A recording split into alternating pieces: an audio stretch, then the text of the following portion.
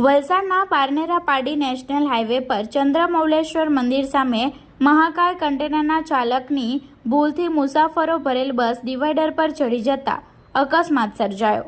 વલસાડના પારનેરા પાડી national highway number 48 પર સુગર ફેક્ટરી ઓવરબ્રિજ નજીક બનેલી અકસ્માતની ઘટનામાં વલસાડના અબ્રામા ખાતેથી મુસાફરો ભરી બસ નંબર DD01N9039 વાપી ખાતે આવેલ આલોક ઇન્ડસ્ટ્રીઝ જવા માટે નીકળી હતી, જે દરમિયાન ચંદ્રમૌલેશ્વર મંદિરની સામે પૂરપાટ ઝડપે આવી રહેલ એક મહાકાય કન્ટેનર નંબર NL01AA9526ના ચાલકે પૂરપાટ ઝડપે અને ગફલતભરી રીતે હંકારી એકાએક પ્રથમ ટ્રેક ઉપર આવી ચડતા બસના ચાલકે મુસાફરોનો બચાવ કરવા માટે બસ ડિવાઈડર ઉપર ચડાવી દીધી હતી।